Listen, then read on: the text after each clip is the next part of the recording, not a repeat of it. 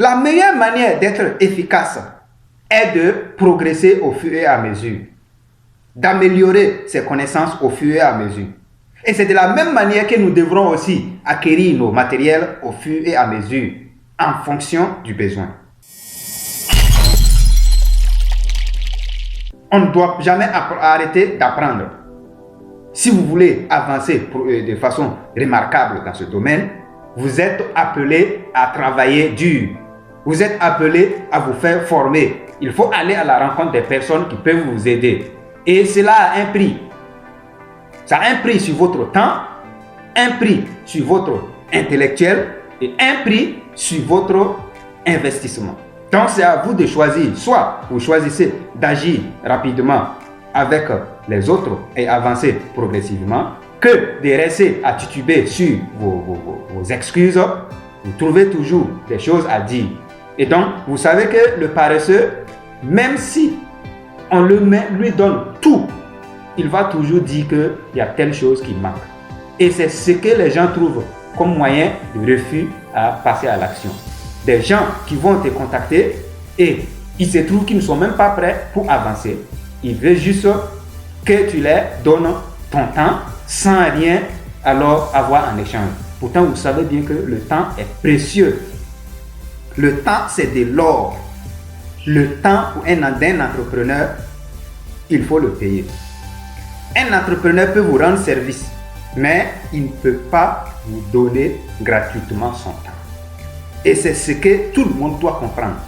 Donc, si vous voulez avoir son temps, avoir son attention et lui piquer un peu de son temps, il va falloir agir, il va falloir investir et c'est ce que fait la différence entre un vrai entrepreneur et celui qui ne veut pas avancer. Donc, celui qui veut vraiment avoir du temps, d'être suivi et d'être coaché, d'être encore, j'allais dire, aidé par un entrepreneur, il va falloir lui payer son temps. Parce que le temps d'un entrepreneur, c'est de l'argent. Je ne vais pas vous le cacher, celui qui veut prendre de mon temps, va falloir me payer ce temps-là. Parce que le temps, lorsqu'il passe, il ne nous attend plus. Je l'ai dit une fois ici, que lorsque le temps s'en va, il ne regarde pas à derrière. Parce que les opportunités aussi sont comme un papillon. Il s'envole et il ne regarde jamais en arrière. Donc lorsque le temps commence, le temps avance et nous devons avancer avec le temps. Pas la peine de vouloir jouer avec le temps d'un entrepreneur. Si vous n'êtes pas prêt, pas la peine. Donc, mon temps, si vous m'écrivez et que je n'ai pas répondu, peut-être que mon temps ne m'a pas encore permis. Désolé pour ce retard, mais sachez que nous allons toujours vous répondre.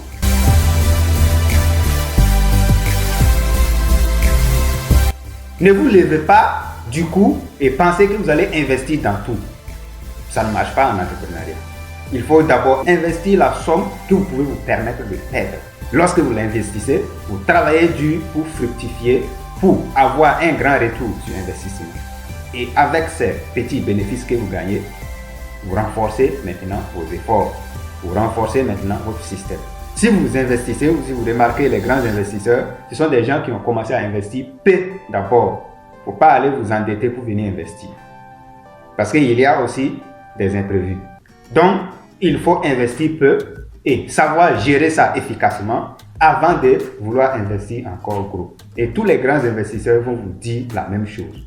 Même si vous avez fait une formation et que vous pensez que vous avez vraiment le niveau, une des choses, c'est de connaître la théorie. Mais l'autre, c'est l'expérience sur le terrain qu'il ne faut pas négliger. Et ceux qui ont des expériences, qui ont expérimenté déjà, que ce soit dans la fonction publique, que ce soit dans la fonction privée ou encore dans l'entrepreneuriat, les gens ont toujours cette expérience que de dire que celui qui est sur le terrain, c'est lui qui connaît mieux la chose que celui qui est assis dans un bureau en train de donner des ordres. Donc, si tu penses que tu as fait une formation et que tu veux déjà investir gros, c'est un danger parce que tu risques d'être surpris. Il faut aller affronter d'abord les réalités avant de vouloir revenir investir. C'est un conseil que je vous donne et il ne faut pas prendre ce conseil-là à la légère.